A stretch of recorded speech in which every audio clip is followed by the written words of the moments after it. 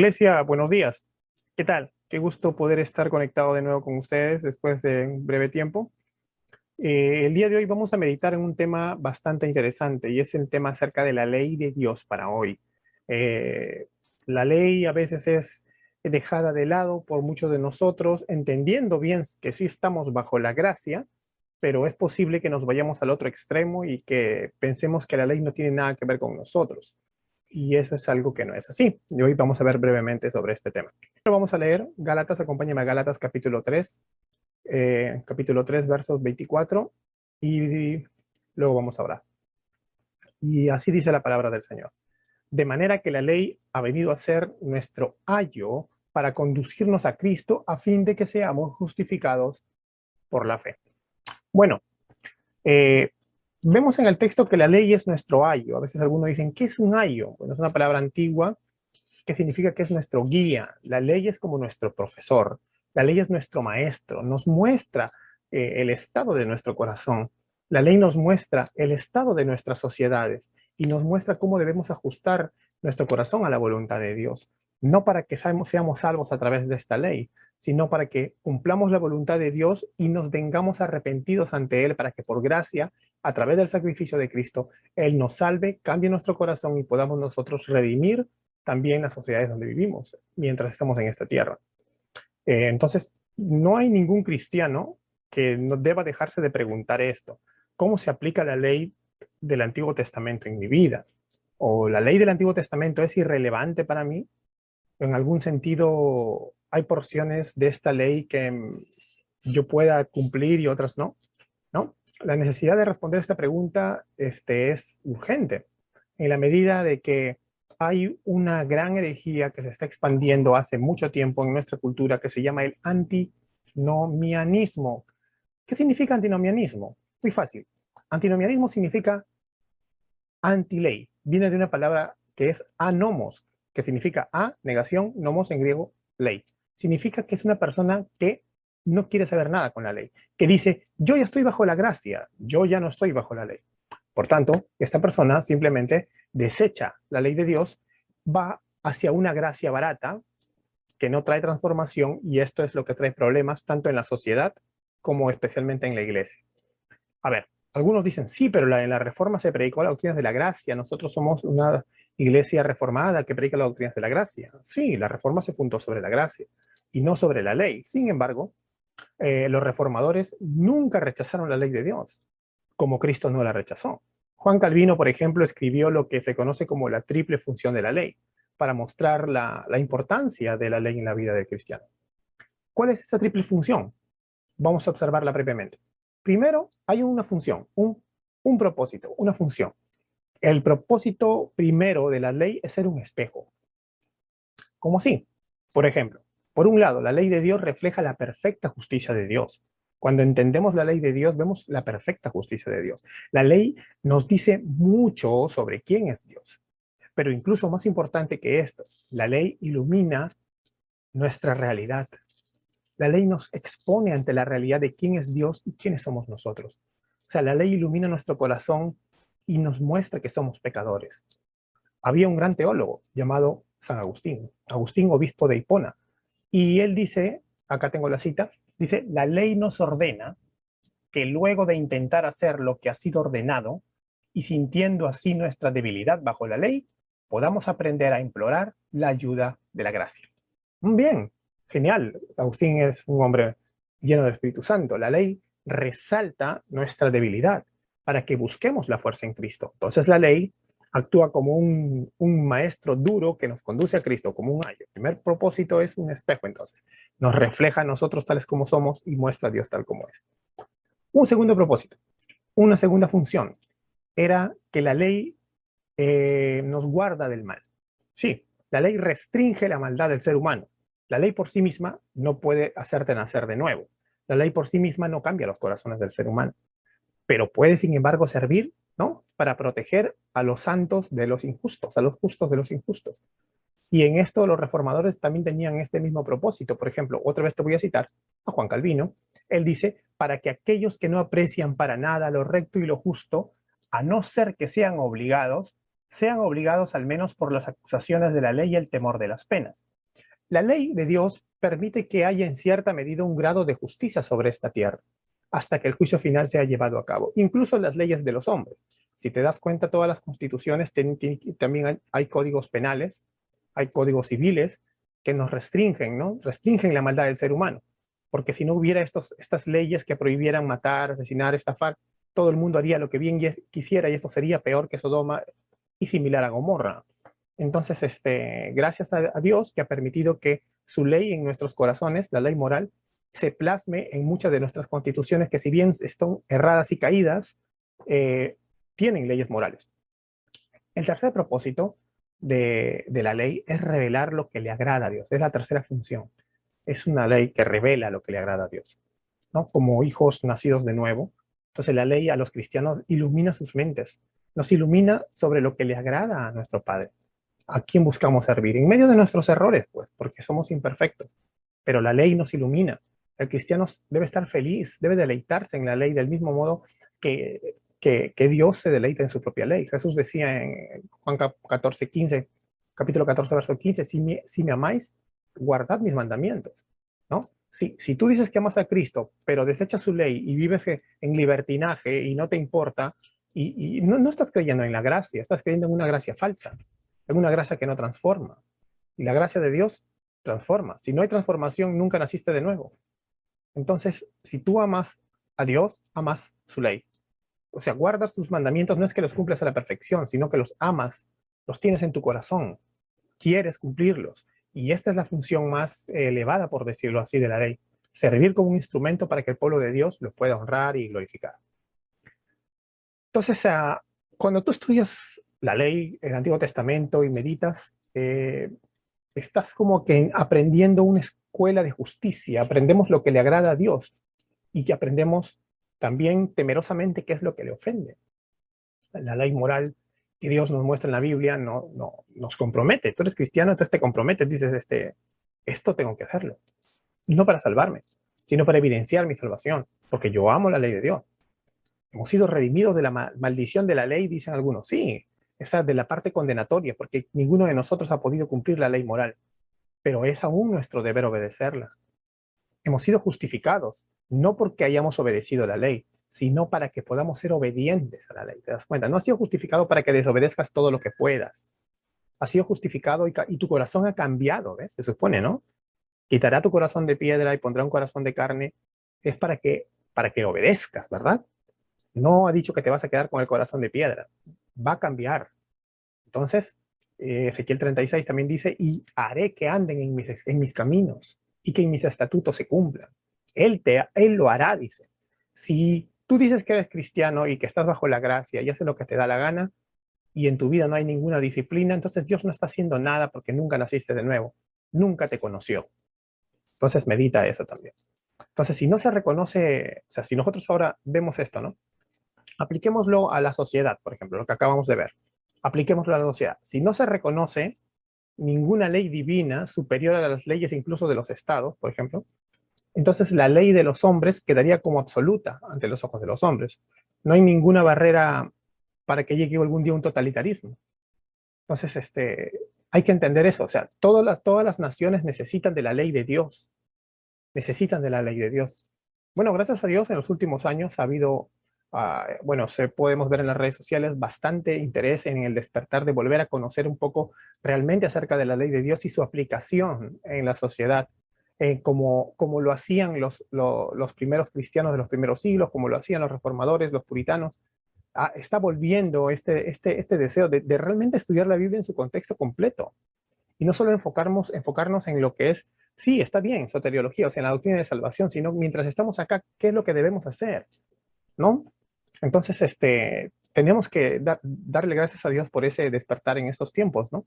Que nos hace ver que la ley de Dios, podemos ver en el Antiguo Testamento, tocaba todos los aspectos de la vida, la justicia, la política, la economía. La ley de Dios no solamente eran mandamientos morales, eran ceremoniales, había leyes civiles, es como un código civil. Pues si tú estudias exactamente la ley de Dios como debes estudiarla, para poder hacer una aplicación te vas a dar cuenta de eso. Entonces, entendiendo de esta manera, entonces Dios nos ha dado su ley para poder nosotros aplicarla a las constituciones de nuestras naciones. Eso sería lo genial, lo ideal, ¿no? Que ahora parece utópico, claro, pero eso sería lo ideal, que el mundo, al ser conquistado, comiencen los cristianos a plantear cuál es nuestra cosmovisión. Pero si tú eres un cristiano que ni siquiera tiene una cosmovisión conforme a la ley de Dios y que crees que de repente usted a ser, por ejemplo, una persona que obedece a la ley de Dios es adherirte a fiestas que ya están cumplidas en Cristo, como por ejemplo fiestas de las primicias, un montón de fiestas judaizantes. Eso no tiene nada que ver.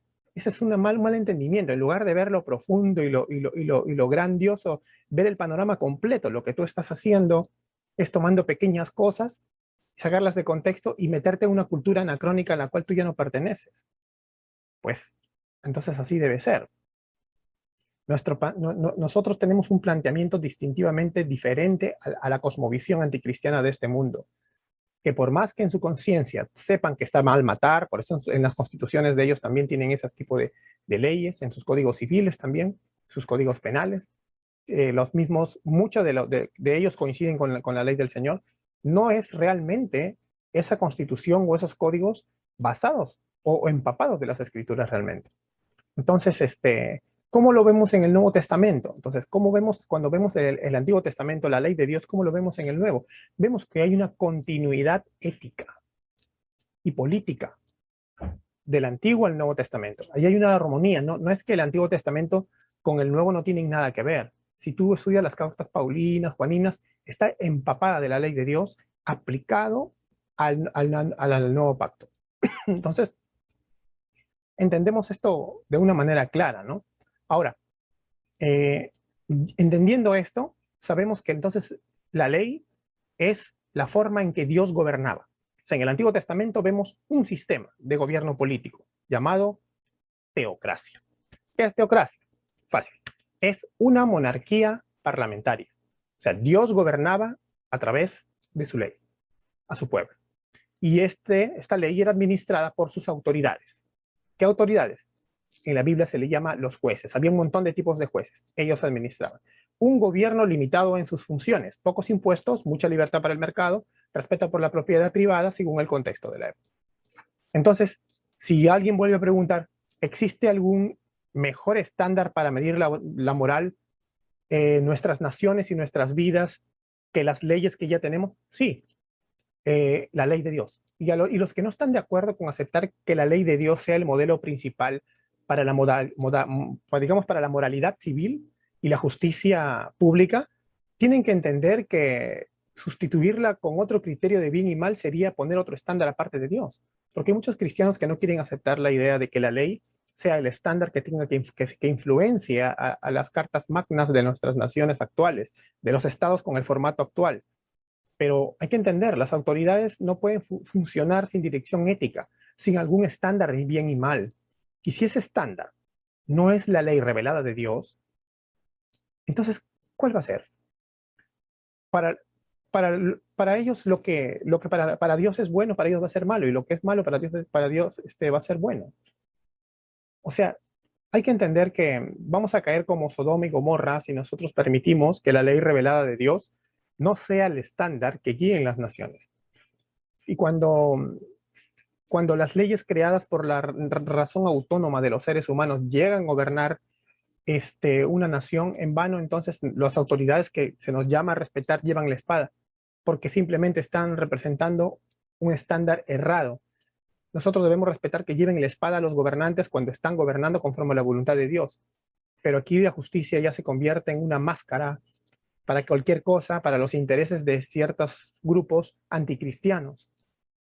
Entonces, debemos entender que cuando se deja a un lado la ley de Dios, la ley de los políticos, la ley caída del hombre llega a dominar en su lugar, ¿no? Tenemos en Apocalipsis 13 la bestia, que el apóstol Juan nos describe, ¿no? No importa cuál sea la perspectiva escatológica que tengas, si eres de otra iglesia, pero la bestia representaba un gobierno totalitarista, el Imperio Romano, la primera bestia. ¿Y qué pasó? No seguía, ellos tenían una ley, pero esa ley no era basada ni influenciada por la ley de Dios. Por tanto, lo que era bueno para esa sociedad, para esa cabeza gigante llamada la bestia, para Roma, era malo para Dios. Y lo que es bueno para Dios era malo para Roma. Es lo opuesto. Entonces, cuando Pablo te dice en Romanos 13 que tú te sujetes a las autoridades, no te está diciendo que te sujetes a la maldad de Roma. Porque he visto que ahora cualquiera dice, bueno, hay que hablar por las autoridades, pase lo que pase. No es así. Bueno, ese es otro tema para después. Pero hay que entender esto. Ahora, este tema es bastante importante, pero otro día lo vamos a hablar más ampliamente en el contexto social del que he hablado. Pero para terminar esta parte, entonces, nos va a resultar muy importante entender que la ley de Dios es el único estándar por el cual las naciones tendrían que algún día comenzar a guiar sus propias leyes, ¿no? La ley de Dios es el único estándar de bien y mal que los gobernantes de este mundo tienen que usar para someterse al Hijo, como él dice el Salmo 2, si no el Hijo se va a enfurecer. Y la palabra es bien clara. Entonces, bueno, nosotros como cristianos estamos predicando el Evangelio para que a través del Evangelio sean salvas las personas y estas personas lleguen a influenciar de modo de que poco a poco comencemos a conquistar la tierra a través de llegar a todas las áreas y todos los enfoques y en todas las esferas, y una de estas es la política también. Bien.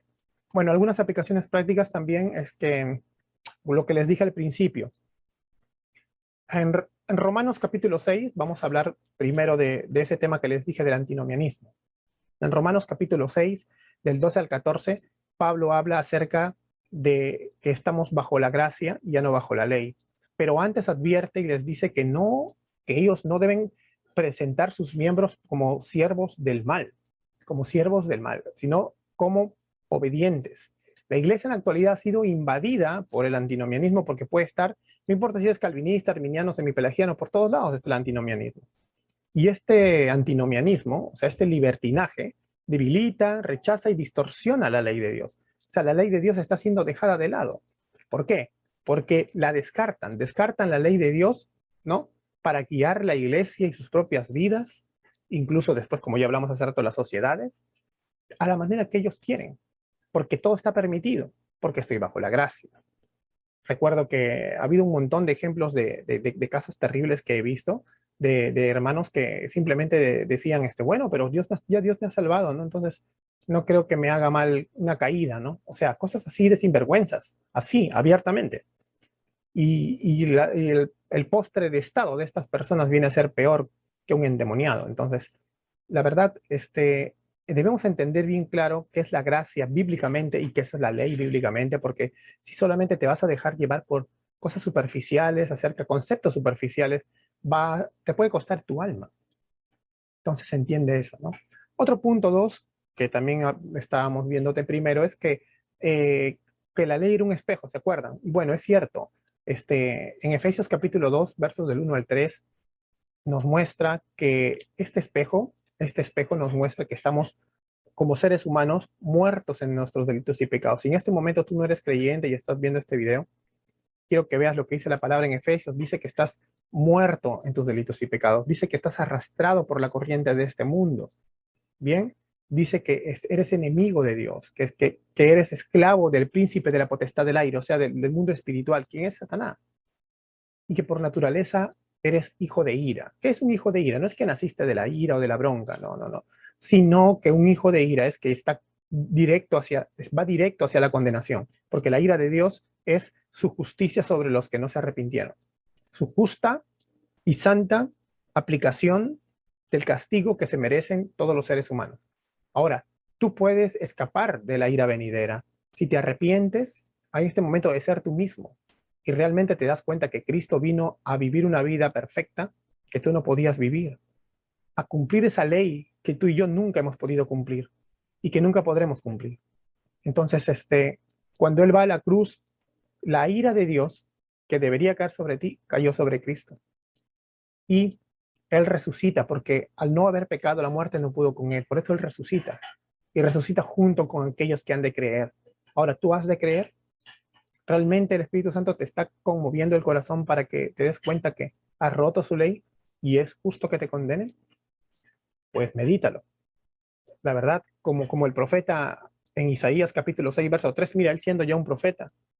Y le puede pasar a muchos creyentes, ¿no? Cuando tú realmente tengas un encuentro con Dios y te pares delante de su trono, tú vas a decir, estoy muerto ya, porque estoy en la presencia de Dios realmente. Estoy muerto. No hay nada que yo pueda hacer. Y es cierto, no hay nada que podamos hacer. Ninguna religión, ni incluso yendo a una iglesia, te va a salvar. Si tú no te arrepientas de ser tú mismo, te arrepientes de verdad, de haber roto la ley de un Dios santo y justo, y recibes a Cristo realmente como un Salvador, realmente como tu Rey, es decir, que a partir de ahora Él va a mandar en tu vida, tú ya no tienes razón autónoma, ahora eres un siervo de Cristo. Si realmente es así, Él te va a salvar. En Juan capítulo 6:37, Él dice, el que vino a mí yo no lo he hecho fuera. Él nunca te va a rechazar. Entonces, este espejo de la santidad de Dios y es un espejo de la santidad de Dios y de nuestra injusticia es valiosísimo. Así que la Biblia por eso te puede salvar tu alma. La ley de Dios te va a mostrar, la ley no es aburrida, no es un cerco para que no puedas ser feliz, al contrario, es la salvación de tu alma, porque va a despertar, si así el Señor lo quisiera, tu corazón a la realidad de quién realmente tú eres. Así seas cristiano de 20 años, en este momento de repente te das cuenta de que quién eres realmente. Cuando haces las cosas, ¿para quién las haces? Y eso tú mismo tendrás que respondértelo. ¿Realmente lo haces para la gloria de Cristo?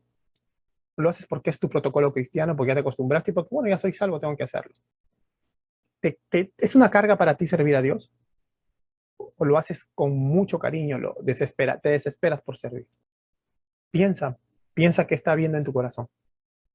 Porque cuando tú sirves a Dios, tiene que ser para Él también, porque puede ser el activista más grande de todas las iglesias del mundo. ¿Y para quién lo haces? Y no nos contestes en los comentarios. Aquí es para que tú te respondas al corazón delante del trono de Dios, del cual nadie puede escapar. ¿No? Recuerda que la ley de Dios es un freno para nuestro pecado. Para todo creyente verdadero, si tú eres un creyente acá que sirve y todo, pero tienes muchas luchas, eres un cristiano sincero, para todo creyente verdadero, la ley está en su corazón. Por eso, como dice el salmista, cuánto amo yo tu ley, ¿no? En su conciencia también está, y puedes discernir cuando estás rompiéndola. No estás muerto, como hablamos hace rato, como los que no conocen a Cristo todavía. Tú que eres cristiano, tú sabes que en tu corazón y en tu conciencia puedes discernir cuando estás rompiendo la ley de Dios y no haciendo la voluntad de Dios. De modo que la ley te va a restringir antes de pecar. Si estuvieras siempre pendiente de la palabra de Dios, si siempre estás pendiente de la ley, te va a restringir. El Espíritu Santo va a usar esa palabra para redarguirte de pecado, para convencerte, para traer convicción, para acelerar tu conciencia de pecado. Porque la ley te va a revelar lo que le agrada a Dios y lo que resulta ofensivo. O sea, Dios tiene muchas cosas por inmundas y cosas que a veces nosotros pensamos que no. No solo cosas como simples errores, ¿no? La ley nos muestra esta separación entre Dios y la cosmovisión anticristiana de este mundo. Y a veces nosotros la pasamos por alto. ¿Por qué? Porque no estamos partiendo de la palabra de Dios para pensar, para actuar, para creer. ¿Recuerdan? Como vimos en las clases, nosotros debemos ser presuposicionalistas, o sea, presuponer a partir de las escrituras, no de mi razón autónoma, que siempre me va a llevar a la cosmovisión anticristiana. Y el camino es muy, muy, muy lento, pero siempre nos termina llevando para allá. Entonces, date cuenta de todo lo que hemos visto. Como cristianos debemos amar entonces la ley de Dios y obedecer la ley moral de Dios. El Salmo 119:97 dice, por ejemplo, dice, ¿no? Cuánto amo yo tu ley, todo el día es ella mi meditación. Me has hecho más sabio que mis enemigos con tus mandamientos, porque siempre están conmigo. Y quisiera que te preguntes, tú que eres creyente, ¿tú amas la ley de Dios? O sea, realmente te pondrías a clamar así con todo tu corazón sincero, mirando al cielo, dando la cara a Dios. ¿Cuánto amo yo tu ley? ¿Realmente te la amas?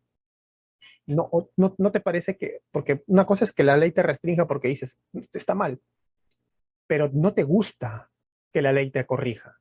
Pero tú amas que te corrija, lo ves como que te está salvando cada vez que pasa eso, estás viendo como cada disciplina en tu vida, cada vez que la palabra viene a ti te impide caer en algo, tú dices, Señor, gracias, porque es como que te está sacando del fango donde estás tirando. ¿Así lo ves?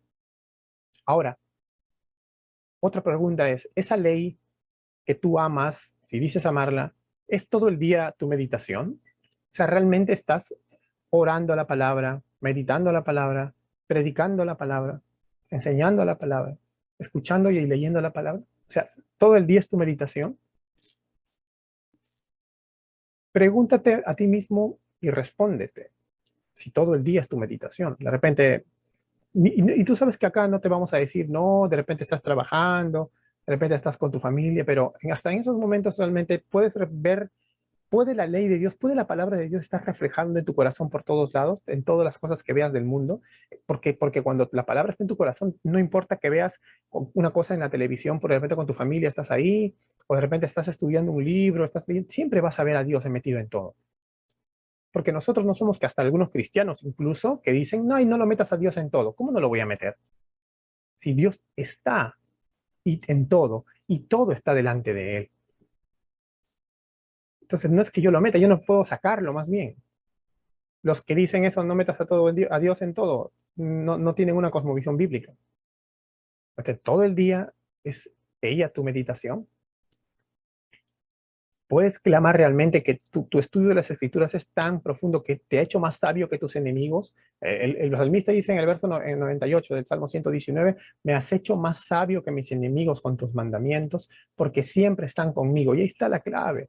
A veces tú dices, no puedo contestar, no sé qué decirle al profesor anticristiano, a mi amigo, a la sociedad, no le puedo contestar. Es porque de repente su palabra no está siempre contigo, porque tú no siempre meditas en ella, porque no amas su ley. Entonces, te das cuenta que hay bastante diferencia entre leer un simple devocional y meditar todo el día su ley.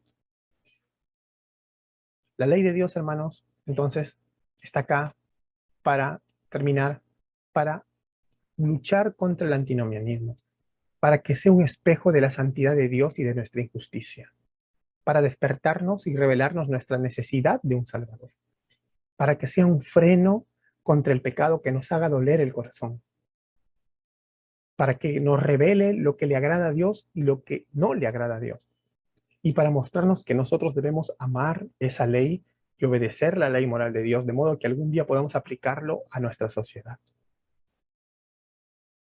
Quiero que lo entiendas, quiero que entiendas esto para que nunca más tengas a la iglesia a la ley por menos. No te pongas paradigmas y entiende, ¿no? La ley es muy importante. Tienes que estudiar los 5 libros de la Torá. Dedícate a estudiarlos. Si no entiendes algo, pregúntale a tu líder. Si no, pregúntame a mí. Juntos vamos a aprender. Pero no digas que no, bueno, Levítico, números no es necesario. No te das cuenta de lo que estás diciendo. Le estás diciendo a Dios, algunas de tus palabras para mí no son necesarias. Así que si en tu corazón dices eso, o dices, para después lo leo esto, primero voy a leer solo los evangelios y las causas. ¿Cómo vas a entender los evangelios si no entiendes el Antiguo Testamento? El Antiguo Testamento es el nuevo velado, y el nuevo es el antiguo revelado. Así que no puedes entender a la luz ninguno de los dos, solos no los puedes entender. Tienes que entender la Biblia completa, panorama bíblico, teología bíblica. Si no, vas a terminar haciendo teologías como las que conocemos por aquí, no para acá, por acá. Teologías partidas, erradas, donde hay 3, 4 pueblos de Dios, o sea, una cosa de locos. Entonces, por favor, yo te animo a que ames la ley de Dios, a que no la quites de tu corazón, a que no te opongas a que la ley te redarguya de pecado, a que más bien te opongas a esas distorsiones antinomianas, a esas distorsiones antiley que vas a escuchar en la boca de muchos hermanos sinceros, pero que no han sido enseñados a veces, no todos lo hacen a propósito por libertinaje. Entonces, que esa ley siempre todos los días sea el espejo que te muestre quién eres tú realmente y quién realmente es Dios, para que te humilles, para que te arrepientas siempre de tu pecado y así con el dolor de haberle fallado al Dios que te ama, al Dios que te salvó, frenes eso y digas, yo no le voy a fallar al Señor. Así como cuando Cristo venció la tentación en el desierto, tú también venzas. ¿Bien? Que Dios nos ayude entonces a amar su ley y a aplicarla en nuestra vida y en nuestra sociedad.